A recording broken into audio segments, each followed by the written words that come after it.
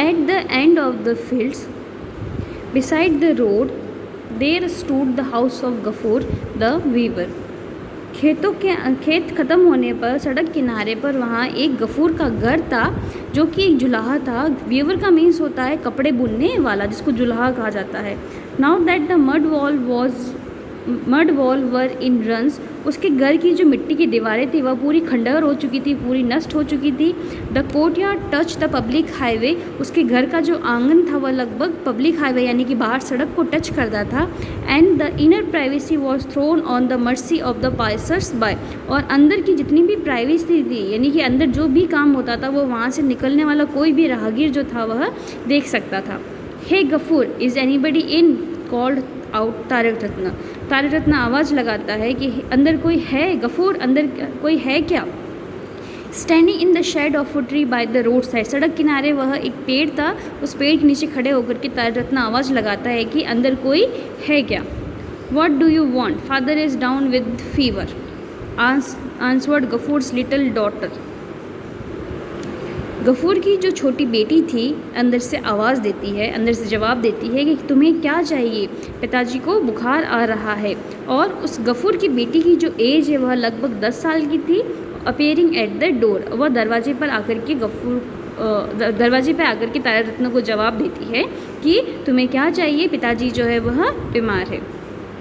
Fever, call the scoundrel, Tarak Ratna shouted, Tarak Ratna चिल्लाकर बोलता है बुखार, उस बदमाश को बाहर बुलाओ।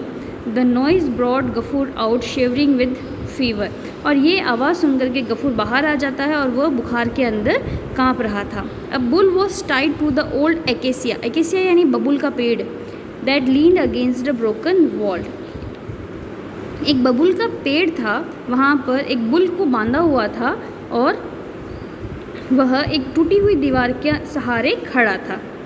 What do I see there, demanded Tarak Ratna, indicating the bull, वह बुल की तरफ इशारा करते हुए बोलता है कि ये मैं क्या देख रहा हूँ। Do you realise that the landlord will not tolerate this, क्या तुमको थोड़ा सा भी अंदाज़ा है कि अगर लैंडलॉर्ड यह देख लेगा तो वह बिल्कुल भी सहन नहीं करेगा।